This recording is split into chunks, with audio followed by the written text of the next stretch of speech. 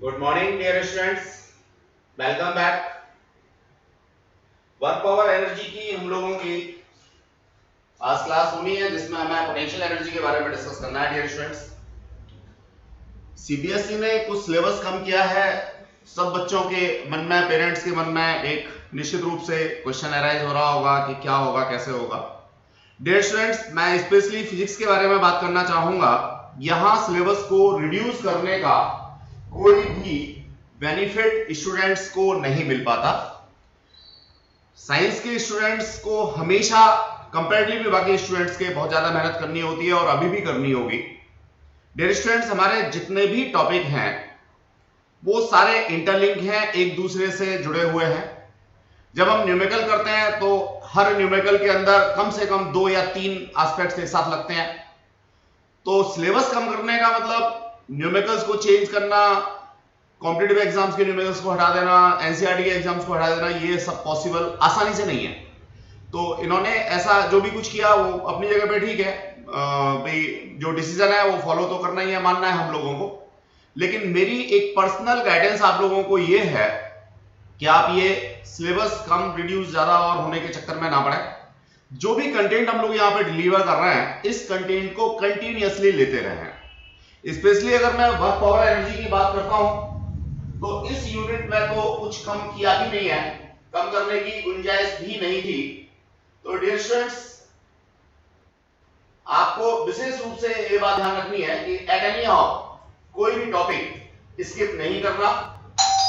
आप जितने भी टॉपिक करते हैं वो सारे के सारे कंटिन्यूटी में करें, बिना किसी ब्रेक के करें, चीजों को सोच समझ के करें।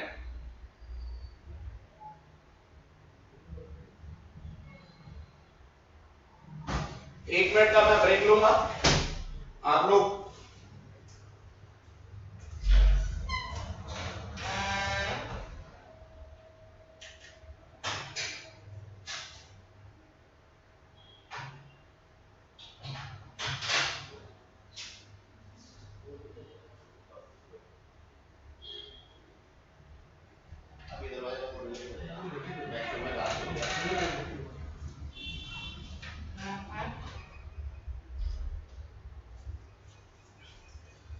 Welcome back dear students. तो जैसा मैं बता रहा था, सिलेबस में कोई खास चेंजेस नहीं है और वर्क पावर एनर्जी में तो कुछ चेंज है भी नहीं। कॉम्पिटिटिव एग्जाम में आपके सारे टॉपिक फिर दोबारा से डिस्कस होने ही होने हैं, नहीं होने तो न्यूमेरिकल के अंदर आपको करना ही होगा। इसलिए आप थॉरोली ये सारी स्टडीज करते रहें। मैं अब कंटेंट की तरफ आ रहा हूं। पोटेंशियल एनर्जी नाम से ही क्लियर हो रहा है। डियर स्टूडेंट्स, अगर किसी बॉडी के अंदर उसकी पर्टिकुलर पोजीशन या ओरिएंटेशन की वजह से एबिलिटी टू डू वर्क है, काम करने की क्षमता है, दक्षता है, तो उसे हम लोग पोटेंशियल एनर्जी का नाम देते हैं। जहां तक डिफाइन की बात है डियर स्टूडेंट्स, डिफाइन हम लोगों ने यहां पे क्लियरली मेंशन कर रखी है, the energy stored in a body or a system by virtue of its position in field of force. अब देखिए ये बात समझ लीजिए, किसी भी बॉडी की पोजीशन की बात हम लोग कर रहे हैं, ओरिएंटेशन की बात कर रहे हैं, तो निश्चित रूप से वहां कहीं ना कहीं फोर्स का कॉन्सेप्ट जरूर होगा। जस्ट लाइक मैं अगर अर्थ पे रह रहा हूं तो ग्रेविटेशनल फोर्स हर जगह लगता है, ग्रेविटेशनल फील्ड हर जगह पे है। मैं अगर किसी इलेक्ट्रोस्टैटिक चार्ज के आसपास हूं तो वहां पे इलेक्ट्रोस्टैटिक फोर्स जरूर होगा, इलेक्ट्रोस्टैटिक फील्ड जरूर होगा, जिसकी वजह से फोर्स का कॉन्सेप्ट होगा, फील्ड की वजह से फोर्स का कॉन्सेप्ट होगा। या किसी मैग्नेटिक सिनेरियो में हूं तो मैग्नेटिक फील्ड जरूर होगा, मैग्नेटिक फील्ड जरूर होगा तो मैग्नेटिक फोर्स जरूर होगा। अब उस मैग्नेटिक फोर्स के अंदर या मैग्नेटिक फील्ड के अंदर मैं पर्टिकुलर पोजीशन की बात करूं, पर्टिकुलर ओरिएंटेशन की बात करूं, तो ही मेरा पोटेंशियल एनर्जी का कॉन्सेप्ट होगा। यानी जब तक किसी फील्ड का कॉन्सेप्ट नहीं है, किसी फोर्स का कॉन्सेप्ट नहीं है, तब तक पोटेंशियल एनर्जी का कॉन्सेप्ट नहीं है। तो डियर स्टूडेंट्स, यही चीजें हमने यहां पे मेंशन की है। क्या the energy stored in a body or a system by virtue of its position in a field of force or by configuration. ये तीन चीजें हैं, कॉन्फिगरेशन की वजह से हो सकता है, पोजीशन की वजह से हो सकता है, ओरिएंटेशन की वजह से हो सकता है। It is measured by the amount of work. जहां भी पोटेंशियल एनर्जी का कॉन्सेप्ट होगा या एनर्जी का कॉन्सेप्ट होगा, वर्क डन जरूर होगा। आप ऐसे कह सकते हैं, फोर्स है, वर्क है, एनर्जी है, पावर है, ये आपस में इंटरलिंक है। अब वही मैं सिलेबस की बात करना चाहूंगा डियर स्टूडेंट्स। कोई अगर मेरे से कहे कि साहब ये वर्क वाला कॉन्सेप्ट हटा दो, सिलेबस कम हो गया, अरे भैया फोर्स के बाद में अगर एनर्जी पे पहुंचना है तो वर्क तो चाहिए ही चाहिए। या कोई कहता है चलो एनर्जी भी हटा दो, सिलेबस से हटा दिया जी, कम कर दिया, 25% कम हो गया सब्जेक्ट। नहीं जी, अगर मेरे को फोर्स के बाद में क्या पावर का डिस्कशन लेना है तो ऑब्वियसली ये दोनों चीजें बीच में पढ़नी ही होंगी। वही कॉन्सेप्ट है फिजिक्स में। तो डियर स्टूडेंट्स, किसी भी सिनेरियो में अगर फोर्स है तो वर्क डन का कॉन्सेप्ट हो सकता है, वर्क डन का कॉन्सेप्ट हो सकता है तो एनर्जी का कॉन्सेप्ट हो सकता है, एनर्जी का कॉन्सेप्ट हो सकता है तो पावर का कॉन्सेप्ट हो सकता है। तो ये चारों चीजें आपस में इंटरलिंक है। पोटेंशियल एनर्जी क्या होती है ये बात मैंने समझाई। अब रोड मेमोरी में डालना है या सीधे सीधे आपको लिखना है तो डिफाइन ये लिख रखी है 3 लाइन में। The energy stored in a body or a system by virtue of its position in a field of force or by its configuration is termed as potential energy. It can be measured in terms of work done. तो dear students, ये concept था। अब जहां तक बात है different configurations की, different forces की, तो ये बात अभी 2 मिनट पहले मैंने डिस्कस भी की है, आपके साथ में शेयर भी किया है कि कहीं ग्रेविटेशनल फोर्स हो सकता है तो ग्रेविटेशनल पोटेंशियल एनर्जी का कॉन्सेप्ट होगा।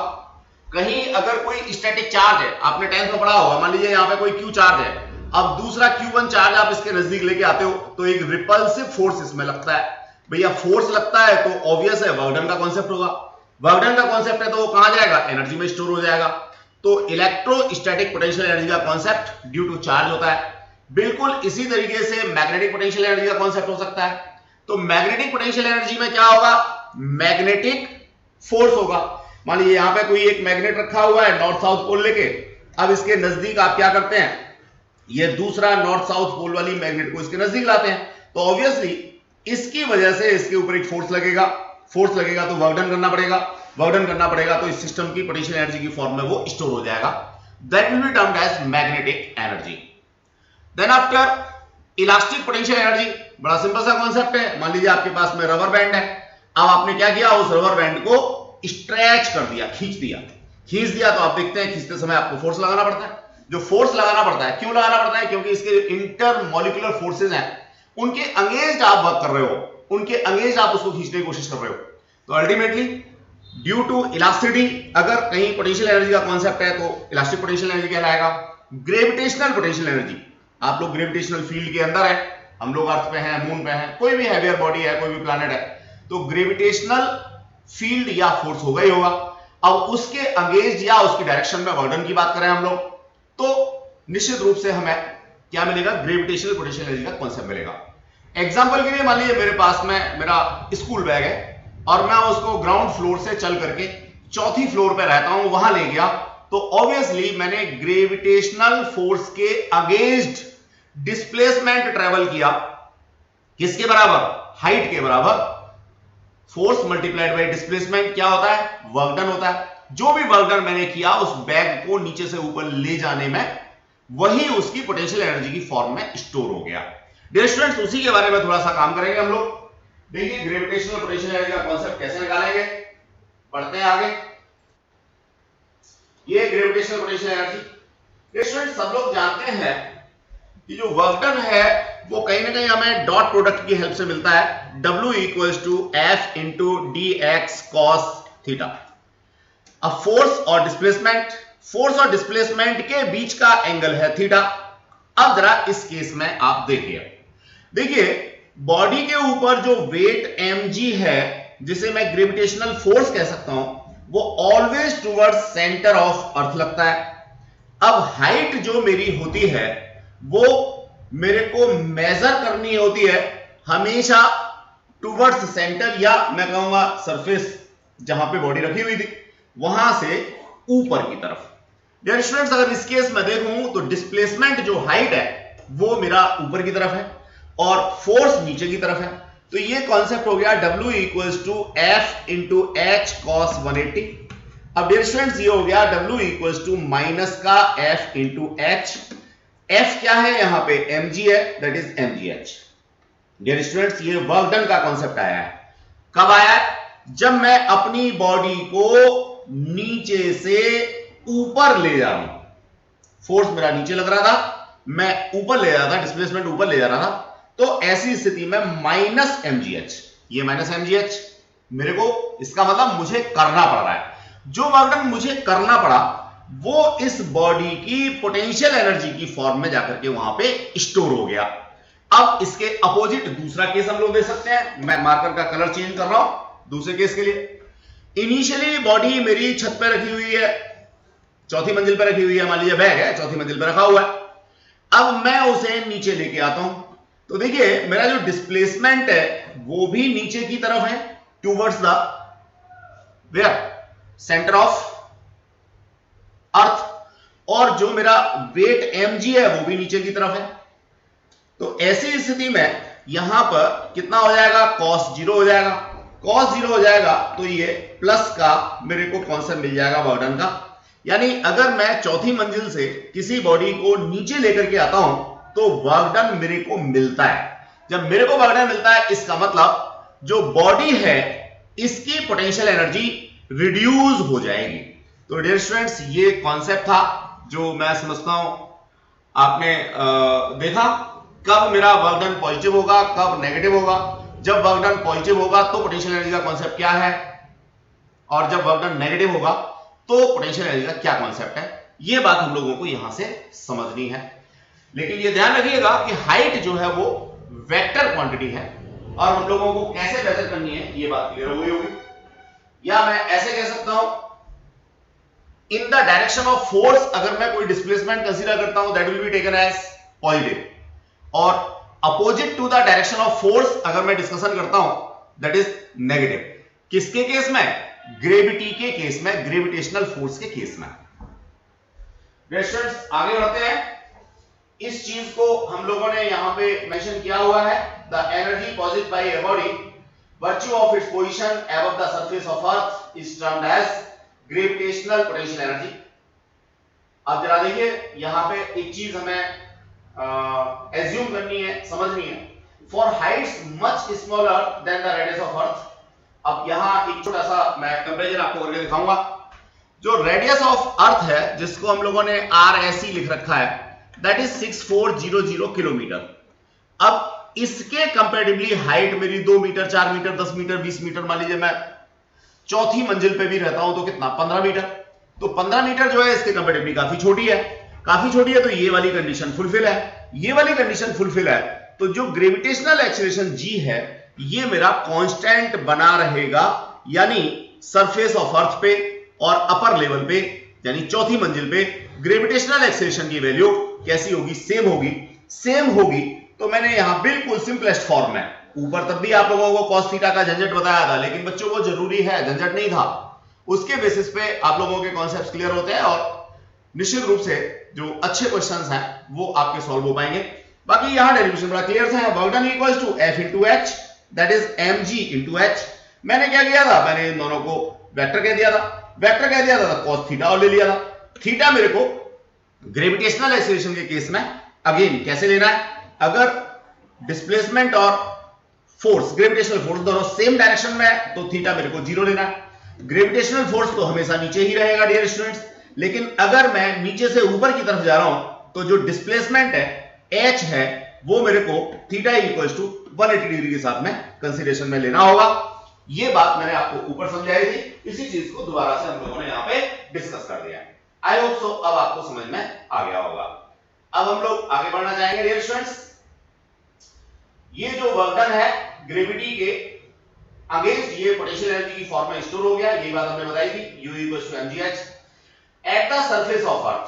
देखिए यहां एक एजम्पशन और भी है, क्या है कि जो सरफेस ऑफ अर्थ है, मान लीजिए ये मेरे पास अर्थ, अब ये सरफेस ऑफ अर्थ है, यहां पे मैं h को 0 लेता हूं, ठीक है। वैसे तो ये सरफेस ऑफ अर्थ क्या है, सी लेवल है, सी लेवल। तो सी लेवल पे मेरे को h कंसीडर क्या करना होता है, 0 करना होता है। लेकिन सी लेवल के कंपैरेटिवली मैं दिल्ली के सरफेस की बात करूं या व्हाटएवर सो मुंबई के सरफेस की बात करूं, बहुत ज्यादा अंतर नहीं होता, 100-150 मीटर का अंतर होता है। तो हम लोग जहां रहते हैं, जिस सरफेस पे रहते हैं, उसी सरफेस को h इक्वल्स टू 0 एज्यूम कर लेते हैं, कंसीडर कर लेते हैं। वैसे नॉर्मल कंडीशंस में जो सी लेवल है, समुद्र का लेवल है, वो हम लोगों को 0 लेना होता है, h इक्वल्स टू। तो ये कॉन्सेप्ट है dear students gravitational potential energy का। अब मैं नेक्स्ट टॉपिक की बात कर रहा हूं, that is conservative and non conservative forces. Again हम लोग इस चीज को काफी दिनों से पढ़ते चले आ रहे हैं, कंजर्वेटिव फोर्सेस के बारे में और नॉन कंजर्वेटिव फोर्सेस के बारे में। अगेन डियर स्टूडेंट्स, मैं यहाँ पे एक चीज आपको क्लियर करना चाहूंगा, जैसे मैंने अभी सिलेबस के बारे में डिस्कशन लिया था कि हम लोग टॉपिक्स को यहाँ पे अलग कर ही नहीं सकते। मुझे फोर्स को अगर एक्सप्लेन करना है तो कहीं ना कहीं वर्क डन की हेल्प लेनी ही पड़ेगी। वर्क डन को एक्सप्लेन करना है तो फोर्स की हेल्प लेनी ही पड़ेगी। मैं दोनों में से किसी एक टॉपिक को नहीं हटा सकता। बिल्कुल इसी तरीके से जब मैं कंजर्वेटिव फोर्स की बात करूंगा, नॉन कंजर्वेटिव फोर्स की बात करूंगा, तो कहीं ना कहीं बेसिस होगा वर्क डन। वर्क डन के बेसिस पर मैं इनको आपको एक्सप्लेन करूंगा। अब देखिए करते हैं एक्सप्लेन। पहला, conservative force. A force is conservative if work done by the force is displacing a particle from one point to another point is independent of path। ये मैंने डायग्राम दे रखा है। मान लीजिए मेरे पास एक पार्टिकल यहां पे रखा हुआ है, मैं उस पार्टिकल को इस दूसरे रास्ते से यहां बी पे ले जाता हूं या मैं पहले रास्ते से बी पे ले जाता हूं। दोनों पाथ अलग अलग है, लेंथ अलग अलग हो सकती है, L1 L2 कह सकता हूं मैं। दोनों ही केसेस में अगर मैं वर्क डन की बात करूं तो फोर्स इंटू डिस्प्लेसमेंट होता है, तो यहां L1 डालूंगा, यहां पे L2 डालूंगा। तो डियर स्टूडेंट, दोनों केसेस में वर्क डन मेरे पास अलग अलग आएंगे।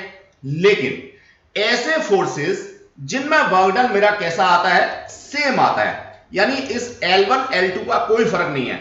जो डिस्प्लेसमेंट है, जो मिनिमम डिस्टेंस है दोनों पॉइंट्स के बीच, इसके ऊपर डिपेंड करता है। तो ऐसे फोर्सेस को मैं कंजर्वेटिव फोर्सेस कहता हूं। Conservative forces our path independent, they depends only on displacement.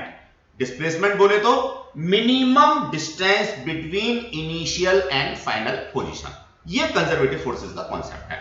तो विदाउट वर्क डन मैं इसको एक्सप्लेन नहीं कर सकता। इसी तरह से अगर मैं नॉन कंजर्वेटिव फोर्सेस की बात करूंगा तो dear students, non conservative force के केस में ये जो मैंने यहां पे लिखा, नो डाउट W1 मेरा अलग है, FL1 है, W2 मेरा अलग है, FL2 है। अब यहां पे W1 बराबर नहीं है W2 के, यानी एक्चुअल में जो पाथ ट्रेवल करके जा रही है मेरी बॉडी, उस पाथ के ऊपर डिपेंड कर रहा है मेरा वर्क डन। तो ऐसी स्थिति में लगने वाले फोर्स को मैं नॉन कंजर्वेटिव कहूंगा। एग्जाम्पल के लिए जो ग्रेविटेशनल फोर्सेस हैं, दे आर कंजर्वेटिव फोर्सेस। वहां हम किसी भी रास्ते से बॉडी को नीचे से ऊपर ले जाएं, उसकी पोटेंशियल एनर्जी सेम ही होगी। लेकिन अगर मैं दूसरी तरफ बात करता हूं non conservative force, just like force of friction, वो अलग अलग पाथ में अलग अलग होगा। अब फ्रिक्शन का सबसे बड़ा इफेक्ट कहां आता है, मेरे शूज या चप्पल्स के घिसने में, वियर एंड टियर में। तो डियर स्टूडेंट्स, अगर मैं लंबे रास्ते से छत पे पहुंचता हूं तो ज्यादा चप्पल घिसेंगी, अगर मैं लिफ्ट में खड़े होकर के पहुंचता हूं तो बहुत कम घिसेंगे, छोटे रास्ते से पहुंचता हूं तो कुछ अलग घिसेंगे। यानी जो नॉन कंजर्वेटिव फोर्स है वो हमारा कहीं ना कहीं पाथ डिपेंडेंट होता है, जिस एक्चुअल रास्ते से हम लोग जा रहे हैं उस रास्ते के ऊपर डिपेंड करता है। तो dear students, gravitational forces conservative forces का एग्जांपल है, और जो फ्रिक्शनल फोर्सेस हैं वो नॉन कंजर्वेटिव फोर्सेस के एग्जांपल है। तो ये कॉन्सेप्ट था कंजर्वेटिव और नॉन कंजर्वेटिव कॉन्सेप्ट का। अब देखिए हम लोग बात करना चाहेंगे conservation of mechanical energy. Dear students, यहां भी एक छोटा सा एजम्पशन हम लोगों को लेना है। क्या लेना है कि अगर मैं नॉन कंजर्वेटिव फोर्सेस को हटा दूं, यानी नॉन कंजर्वेटिव फोर्सेस की बात ना करूं, सिर्फ और सिर्फ कंजर्वेटिव फोर्सेस की बात करूं, तो ऐसी स्थिति में जो मैकेनिकल एनर्जी है, यानी कि जो पोटेंशियल एनर्जी और काइनेटिक एनर्जी का सम है, वो कैसा रहता है, कांस्टेंट रहता है। इसी बात को हम लोगों ने यहां पे लिख रखा है। एग्जामिनेशन के पॉइंट ऑफ व्यू से नोट्स बिल्कुल बहुत अच्छे हैं। जहां जहां हम लोग इनको हाईलाइट कर रखा है, जहां जहां कलर चेंज कर रखा है, उन चीजों को आपने अंडरलाइन करना है। डियर स्टूडेंट्स, आपने जो प्रिंटेड नोट्स हैं वो भी देखे होंगे, तो उसमें हमने इन सारी चीजों को हाईलाइट कर रखा है, अंडरलाइन कर रखा है। और कमिंग सेशन में हमारी कोशिश है कि हम कलर्ड बुक जो है निकाल के दें आपको।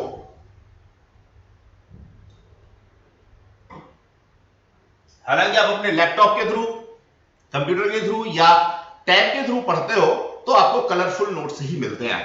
चलिए डियर स्टूडेंट्स, तो बात कर रहे थे हम लोग कंजर्वेशन ऑफ एनर्जी का। जो चीज मैंने आपको समझाई उसी को मैं यहां पे लिख के बता रहा हूं आपको।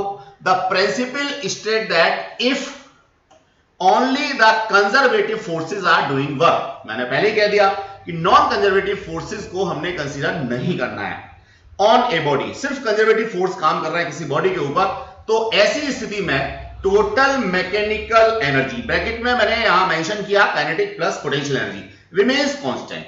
यानी किसी बॉडी के ऊपर सिर्फ और सिर्फ कंजर्वेटिव फोर्स काम कर रहा है तो उसकी जो मैकेनिकल एनर्जी है यानी कि काइनेटिक और पोटेंशियल एनर्जी का जो सम है वो हमेशा कांस्टेंट रहेगा। ये है हमारा कंजर्वेशन ऑफ एनर्जी का या मैकेनिकल एनर्जी का कॉन्सेप्ट। अब इसके बेसिस पे हम एक डेरिवेशन छोटा सा करने जा रहे हैं। उससे पहले प्रॉपर्टी ऑफ कंजर्वेटिव फोर्स की बात करें।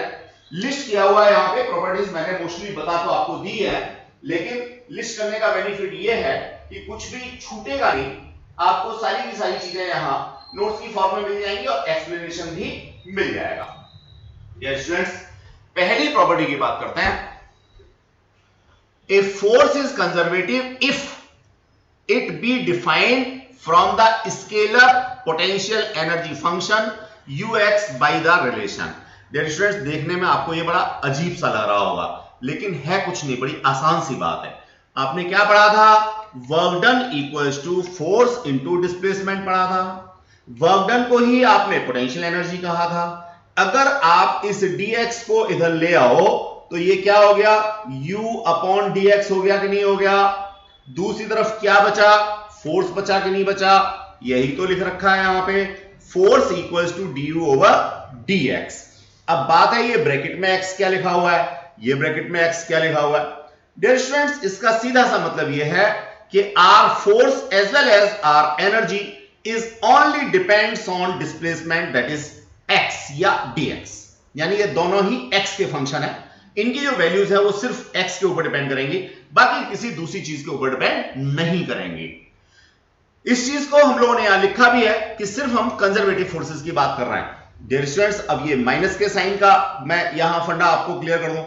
माइनस का साइन मैंने अभी 2 मिनट पहले आपको बताया था बिल्कुल शुरुआत में कि अगर मेरा वर्क डन नेगेटिव आ रहा है तो इसका मतलब पोटेंशियल एनर्जी पॉजिटिव होगी, और अगर मेरा वर्क डन पॉजिटिव आ रहा है तो मेरी पोटेंशियल एनर्जी नेगेटिव होगी। यानी वर्क अगर मैंने किया मेरे लिए नेगेटिव हो गया तो ऐसी स्थिति में सिस्टम की पोटेंशियल एनर्जी बढ़ जाएगी, पॉजिटिव हो जाएगी। ये माइनस का साइन यहां इंडिकेट करता है। अगर आपको यहां कोई कंफ्यूजन होता है तो सबसे बढ़िया तरीका होता है कि आप इसको लिखेंगे fx modulus equals to modulus of du over dx। यहां पे x ब्रैकेट में लिख दो, इस ब्रैकेट के x का मतलब सिर्फ फंक्शन को रिप्रेजेंट करना है। तो आई होप सो ये बात आपको क्लियर हो गई होगी।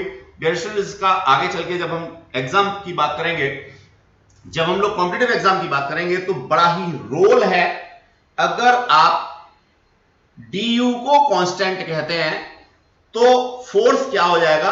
0 हो जाएगा, बिकॉज ऑफ किसी भी कांस्टेंट क्वांटिटी का डिफरेंशिएशन क्या होता है? 0 होता है। तो अगर किसी सिस्टम की, किसी बॉडी की पोटेंशियल एनर्जी कांस्टेंट है तो उसके ऊपर लगने वाले सारे फोर्सेस का सम 0 होगा, या मैं कह सकता हूं कि नेट फोर्स 0 होगा। अगेन मैं रिपीट करता हूं, अगर किसी सिस्टम की पोटेंशियल एनर्जी कांस्टेंट है तो उसके ऊपर लगने वाले सारे फोर्सेस का सम 0 होगा या नेट फोर्स 0 होंगे। तो डियर स्टूडेंट्स, ये पहली प्रॉपर्टी थी। आई होप सो आप लोगों को क्लियर हो गई होगी। अब मैं दूसरी प्रॉपर्टी के बारे में बात करना चाहूंगा। The work done by conservative force on a body is path independent, depends only it's points या पोजीशंस। तो डियर स्टूडेंट्स, ये पहले बता चुके हैं हम लोग कि एक्चुअल पाथ के ऊपर डिपेंड नहीं करता, जो मिनिमम डिस्प्लेसमेंट है या मिनिमम डिस्टेंस है इनिशियल और फाइनल पॉइंट के बीच में, उसके ऊपर डिपेंड करता है। डियर स्टूडेंट्स, अब अगली बात करते हैं हम लोग पॉइंट नंबर 3। बड़े काम का है, बड़ा मजेदार है।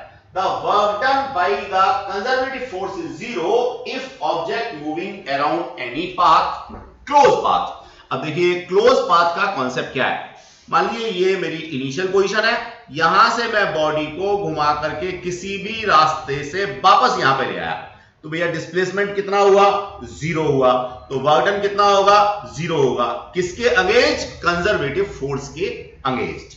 तो डियर स्टूडेंट्स, कंजर्वेटिव फोर्सेस में एक राउंड ट्रिप के लिए या क्लोज्ड पाथ के लिए वर्क डन क्या होता है, 0 होता है। इस चीज को हम लोग यहां पे मैथमेटिकली रिप्रेजेंट करते हैं, क्या, क्लोज इंडिकेशन। ये जो साइन है that is for close indication, यानी जहां से गए थे वहीं आके खत्म हुआ। Force multiplied by displacement is 0। Force multiplied by displacement क्या है, वर्क डन है डियर स्टूडेंट्स। तो ये बात यहां पे समझाई दे। फिर हम लोग आगे बात करना चाहेंगे प्रॉपर्टी नंबर 4 की। If only the conservative forces are acting on a body then its total mechanical energy conserve. जो ऊपर हम लोग हेडिंग लेके चले थे वही चीज है कि अगर किसी बॉडी के ऊपर सिर्फ और सिर्फ कंजर्वेटिव फोर्सेस लग रहे हैं तो ऐसी स्थिति में क्या होगा, इसकी जो टोटल एनर्जी है यानी काइनेटिक और पोटेंशियल एनर्जी का सम है, मैकेनिकल एनर्जी है, वो कैसी रहेगी, कंजर्व रहेगी। अब मैं आगे बढ़ना चाहूंगा dear students, conservation of mechanical energy को लेकर के फ्री फॉल का केस हम लोगों ने यहां कंसीडरेशन में लिया हुआ है। डियर स्टूडेंट्स ध्यान रखिए, ये 100% आपके एग्जाम में आता ही आता है। आपके फर्स्ट टर्म में आ जाए, मिड टर्म में आ जाए या व्हाटएवर सो फाइनल टर्म में आ जाए, लेकिन आना ही आना है ये वाला कॉन्सेप्ट। तो मैं यहां पे लिख भी देता हूं, दैट इज मोस्ट इंपॉर्टेंट। समझ गए बच्चे? तो ये जो है मेरे को कॉन्सेप्ट यहां पे लेना है, इसको समझना है।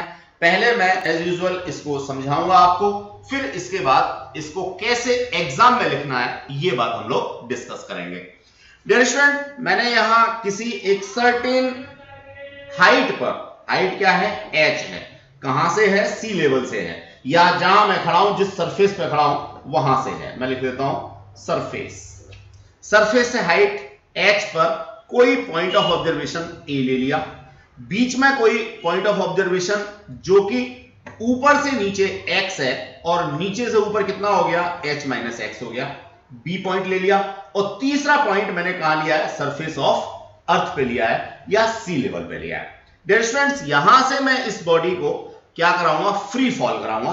फ्री फॉल कराऊंगा तो ऐसी स्थिति में इसकी इनिशियल वेलोसिटी क्या होगी, 0 होगी। जब ये under influence of gravitational force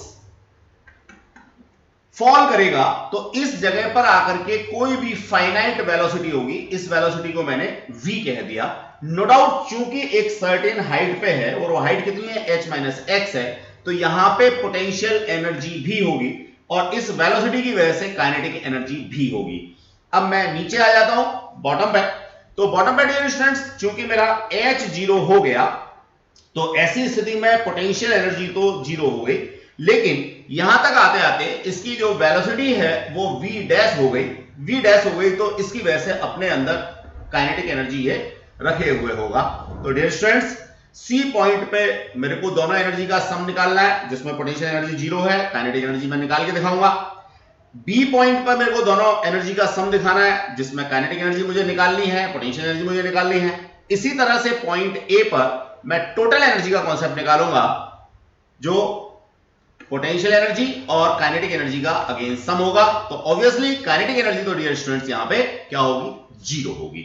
तो बस मुझे अब कुछ नहीं करना, तीनों पॉइंट्स पे अलग अलग kinetic energy, potential energy, kinetic energy, potential energy का सम निकालना है। अगर वो तीनों जगह का सेम आ जाएगा तो मैं कह दूंगा कि किसी भी फ्रीली फॉलिंग बॉडी के लिए जो मैकेनिकल एनर्जी है वो कंजर्व रहती है। डियर स्टूडेंट्स अगेन ध्यान रहे, यहां सिर्फ और सिर्फ हम लोग कंसीडर कर रहे हैं ग्रेविटेशनल फोर्सेस को। बाकी के एयर का ड्रैग है, विस्कस फोर्सेस हैं या कोई अपथ्रस्ट हैं, उन सबको हमने इग्नोर किया हुआ है। वो सारे के सारे जो नॉन कंजर्वेटिव फोर्सेस थे उनको हम लोग यहां कंसीडरेशन में ले ही नहीं रहे हैं। तो मैं अब आगे और एलोबरेट करता हूं डियर स्टूडेंट्स। एलोबरेट करने के लिए देखिए बड़ी छोटी छोटी सी बढ़िया बढ़िया सी बातें हैं। मैं पॉइंट ए की बात करता हूं तो यहां पे सिर्फ और सिर्फ पोटेंशियल एनर्जी mgh होगी, काइनेटिक एनर्जी 0 होगी बिकॉज ऑफ वेलोसिटी 0 है। अब इस पॉइंट पे बात करता हूं बी पॉइंट पर, तो बी पॉइंट पे सिंपल सा mg, हाइट मेरी हमेशा नीचे से नापी जाती है तो that is h minus x, plus इसकी काइनेटिक एनर्जी की बात करूंगा तो हाफ mv स्क्वायर। लेकिन मजेदार बात यह है कि v मुझे पता नहीं है, कोई दिक्कत नहीं पता है तो एक्सीलरेशन तो मुझे पता है, ऊपर से नीचे तक आने का डिस्प्लेसमेंट मुझे पता है। मैं इसमें अगर अपनी क्या थर्ड इक्वेशन डाल दूं v square equals to u square plus 2as, तो इसमें v स्क्वायर की वैल्यू 0 प्लस 2gx ये आ जाती है। ये वैल्यू मैं पुट करता हूं यहां पे, तो ये मेरे को मिल जाता है क्या, that is 1/2 m into 2gx। डियर स्टूडेंट्स यहां से ये कैंसिल आउट हो गया। अब अगर b पे मैं टोटल एनर्जी की बात करूं तो ये हो जाएगा mgh माइनस mgx, ये ब्रैकेट ओपन करने से मिल गया, प्लस ये वाला क्या mgx, ये कैंसिल आउट हो गए। डियर स्टूडेंट जो a पॉइंट पे टोटल एनर्जी थी वही टोटल एनर्जी मेरी यहां कहां है, b पॉइंट पे है। तो दो चीजें तो मैंने यहां एक्सप्लेन कर दी। अब तीसरी चीज मेरे पास और बचती है एक्सप्लेन करने के लिए, वो कहां है, नीचे। तो इसमें मैं पहले कह चुका हूं कि पोटेंशियल एनर्जी तो मेरी बॉटम पे कितनी है, 0 है। काइनेटिक एनर्जी की बात करूंगा तो यही वाली इक्वेशन फिर मैं यूज करूंगा, v square equals to 0 plus 0। क्यों लिया, क्योंकि हाईएस्ट पॉइंट पे इनिशियल वेलोसिटी 0 है। 2g, अब ऊपर से नीचे तक आते आते हाइट इसकी हो गई कितनी, h, तो दैट इज दिस वन। अब मैं सिंपल सा क्या करूं, जो काइनेटिक एनर्जी का कॉन्सेप्ट है उसमें डाल दूं 1/2 mv square equals to 1/2 m into 2gh। 2 से 2 कैंसिल आउट हो गया, क्या बचा, mgh बचा।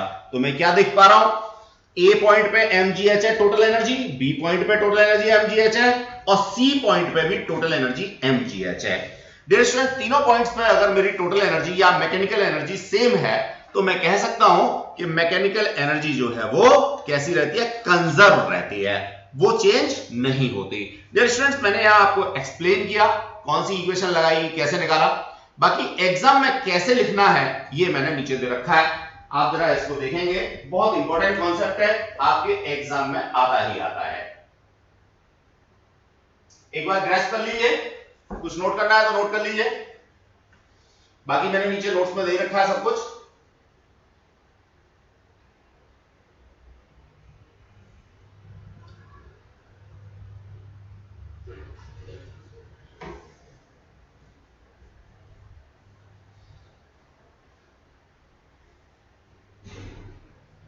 आगे चलते हैं डियर स्टूडेंट्स, देखिए पॉइंट ए पर kinetic energy 0, potential energy mgh, total energy mgh।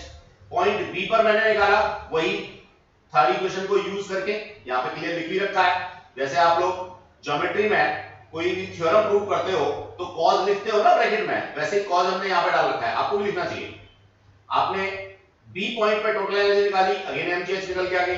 C point पे आपकी पोटेंशियल एनर्जी तो 0 थी, लेकिन v डैश का स्क्वायर आपने निकाला उसी इक्वेशन से, तो आप लोगों को फर्दर mgh आ गया, टोटल एनर्जी mgh आ गई।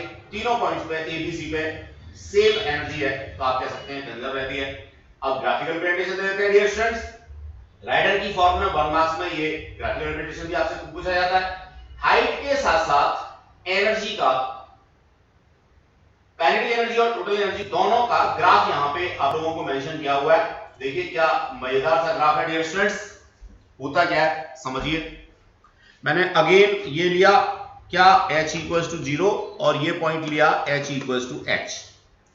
अब जरा देखिए जहां h 0 है, ये वाली पॉइंट, यहां पे पोटेंशियल एनर्जी, ये वाला ग्राफ रिप्रेजेंट करती है कितनी है, पोटेंशियल एनर्जी 0 है। जैसे जैसे हाइट बढ़ेगी, तो देखो हाइट बढ़ेगी तो पोटेंशियल एनर्जी का जो फॉर्मूला है वो क्या होता है, mgh होता है। m और g कांस्टेंट है, तो potential energy is directly proportional to h। अब डायरेक्टली प्रोपोर्शनल है तो लीनियर ग्राफ मेरे को मिलेगा। मैंने ये लीनियर ग्राफ दे दिया किसके लिए, पोटेंशियल एनर्जी के लिए, ठीक है। हाईएस्ट पॉइंट पर पोटेंशियल एनर्जी mgh हो गई, जो मेरे को यहां पे मिल रही है। अब डियर स्टूडेंट्स मैं काइनेटिक एनर्जी के बारे में बात करता हूं। काइनेटिक एनर्जी इस पॉइंट पे, वेलोसिटी तो मेरी 0 थी, सॉरी इस पॉइंट पे जहां हाइट 0 है वहां वेलोसिटी मेरी क्या है, मैक्सिमम है। और जहां मेरी हाइट मैक्सिमम है ऊपर, यहां पे वेलोसिटी कितनी है, 0 है। तो डियर स्टूडेंट्स ऊपर जहां h इक्वल्स टू h है या मैक्सिमम हाइट है, यहां पर क्या होगा, जो काइनेटिक एनर्जी है वो मेरी जीरो होगी। उसके बिल्कुल उल्टा जो बॉटम है, बॉटम पे आते आते वेलोसिटी क्या हो रही है, मैक्सिमम आ रही है, ऊपर से गिरती हुई बॉडी आ रही है, तो यहां पे क्या होगा, काइनेटिक एनर्जी मैक्सिमम होगी। तो डियर स्टूडेंट्स, इस ग्राफ को हमने लिया जहां हमारा क्या था, हाइट मैक्सिमम था, ये पॉइंट हाइट मैक्सिमम था, ये हाइट पॉइंट मैक्सिमम था, तो इस पर आपको जो काइनेटिक एनर्जी है वो मैक्सिमम मिलेगी, और जो पोटेंशियल एनर्जी है वो आप पहले ही बता चुके हो जीरो मिलेगी। दोनों का सम जो है वो कांस्टेंट रहेगा। ये दोनों के सम को डिनोट करने वाली लाइन है जिसमें काइनेटिक और पोटेंशियल एनर्जी का सम है। डियर स्टूडेंट्स, एक सर्टेन हाइट पर काइनेटिक एनर्जी और पोटेंशियल एनर्जी दोनों बराबर बराबर होंगी, यानी टोटल एनर्जी की आधी आधी होंगी, और वो पॉइंट हम लोग इस ग्राफ की हेल्प से निकाल के दे सकते हैं। तो ये एक एक्टिविटी भी हो सकती है। आप जो है, आपको कुछ डाटा दे रखा है, उस डाटा के बेसिस पे ये एक्टिविटी कर सकते हैं, ग्राफ प्लॉट कर सकते हैं, और वो पॉइंट डिस्क्राइब कर सकते हैं जहां पर पोटेंशियल एनर्जी और काइनेटिक एनर्जी दोनों आपस में एक दूसरे के बराबर हैं। तो डियर स्टूडेंट्स, ये एक कॉन्सेप्ट था, अगेन एक ग्राफ था, बड़ा इंपॉर्टेंट है। ये ग्राफ भी आपको जनरली पूछ लिया जाता है। अब एज यूजुअल एक न्यूमेरिकल हम लोग करते हैं, और न्यूमेरिकल अगर हमसे हो गया तो हम ऐसा मान के चलेंगे कि आज की क्लास में जो भी कुछ हम लोगों ने पढ़ा वो हमारी समझ आ गया। डियर स्टूडेंट्स, देखते हैं, बड़ा मजेदार सा न्यूमेरिकल है। Example number 8, a ball bounced to 80% of its original height। जो ओरिजिनल हाइट है उस ओरिजिनल हाइट का 80% तक ये बाउंस हो जाती है। हो क्या रहा है, आप जैसे खेलते हो ना घर पे, ये आपका सरफेस, यहां से आपने एक बॉल को क्या कर दिया, गिरा दिया। ये बॉल फ्रिक्शन ऑफ सेकंड के लिए अर्थ के कांटेक्ट में होती है, सरफेस के कांटेक्ट में होती है, और फिर यहां से बाउंस बैक होकर के ये सर्टेन हाइट तक जाती है। अगर आगे का भी खेल देखें तो फिर नीचे आएगी, फिर ऊपर जाएगी, फिर नीचे आएगी, फिर ऊपर जाएगी, लेकिन चूंकि उसने एक ही कोलिजन दे रखा है, एक बार का बाउंस बैक दे रखा है, तो मेरा डायग्राम यही खत्म हो जाता है। अकॉर्डिंग टू क्वेश्चन, अगर यहां पे 100 है क्या हाइट, एच अगर मैं हाइट कंसीडर कर लूं 100, तो ऐसी स्थिति में जो बाउंस बैक होकर के एच डैश है वो कितना है, 80 है। वो कह रहा है ना 80%, इसका मतलब 100 में से 80, एक में से 0.8। समझ गए होंगे मैं क्या कहना चाहता हूं। What friction of its mechanical energy is lost in each bounce। जितने बार भी बाउंस होगा, अब इसने सिर्फ एक ही बाउंस दे रखा है तो हम एक ही निकाल देते हैं, अगर आगे के बाउंस है तो आगे भी निकाल देंगे, तो कितना परसेंट मैकेनिकल एनर्जी की बात कर रहा है, किसकी बात कर रहा है, मैकेनिकल एनर्जी की बात कर रहा है। तो डियर स्टूडेंट, मैकेनिकल एनर्जी तो टोटल एनर्जी होती है। अब इस जगह पे तो टोटल एनर्जी क्या होगी, mgh होगी, इस जगह पे mgh डैश होगी। तो मैं समझता हूं करने के लिए कुछ बचा ही नहीं। क्यों नहीं बचा, क्योंकि mg जो ग्रेविटेशनल फोर्स है उसमें तो कोई अंतर आ ही नहीं रहा, सिर्फ हाइट में अंतर आ रहा है, तो बस उसी के अकॉर्डिंग मेरे को अपना आंसर दे देना है। डियर स्टूडेंट्स, इस चीज को यहां उन्होंने निकाला h इक्वल्स टू 0.80 mgh या 80% ऑफ हाइट। लॉस्ट की बात की तो लॉस्ट बड़ा सिंपल सा है, 100 में से 80 मेरे को मिल रही है, यानी 20% का क्या हो गया, लॉस हो गया। तो ये बिल्कुल ओरल क्वेश्चन था हम लोगों का, हम लोग ओरली इसको डन कर सकते हैं dear students, that is a concept, और यहां से निकाल के ये दे रखा है, the energy lost in form of heat and sound. आगे का पार्ट था कि ये एनर्जी गई कहां, सिंपल सी बात है, जब आपकी बॉल ऊपर से नीचे सरफेस पे आके टकराती है तो या तो साउंड डेवलप होती है या तो बॉल गर्म हो जाती है। कंटिन्यूअसली अगर आप बॉल को बाउंस कराते रहेंगे तो निश्चित रूप से उसमें मेजरेबल चेंज इन टेंपरेचर होगा। तो I hope so dear students, आपने आज की क्लास को एंजॉय किया होगा। ये क्वेश्चन आप आगे के लगा लेंगे। कुछ क्वेश्चंस हम लोगों ने और दे रखे हैं, ये लंबे लंबे क्वेश्चंस हैं, इनसे डरना नहीं है, इवन दैट इनमें बहुत मजा आएगा। ये जो क्वेश्चन है आपका क्या example number 9, it may be आपको ये थोड़ा परेशान करे, तो नेक्स्ट क्लास में मैं इसको करा दूंगा। वैसे ये है क्या, looping in the loop in vertical circle है। तो वर्टिकल सर्कल में लूपिंग इन द लूप कैसे होती है हमने पूरा कॉन्सेप्ट सही से पीछे डिस्कस नहीं किया था, सिर्फ ब्रीफ किया था। तो डियर स्टूडेंट्स, मैं ये क्वेश्चन नेक्स्ट क्लास में आपको कराऊंगा। एक बार हिट जरूर कर लेंगे, करने की कोशिश जरूर करेंगे आप लोग। देन आफ्टर हम लोग आगे क्वेश्चन की बात करें तो आगे क्वेश्चन इसमें और कोई डाल नहीं रखा। तो मैं समझता हूं कि आप जो हमारा असाइनमेंट है, जो आप लोगों को असाइनमेंट वाले सेक्शन में मिलता है, वहां से कुछ क्वेश्चंस और एक बार लगा सकते हैं, या आपके पास कोई और बुक है तो कंजर्वेशन ऑफ एनर्जी के बेसिस पे आप निकालेंगे, कुछ क्वेश्चंस और लगाएंगे। नेक्स्ट क्लास में हम लोग potential energy of A spring का कॉन्सेप्ट पढ़ेंगे। सारे कॉन्सेप्ट अपने आप में कैसे हैं, कंटिन्यूस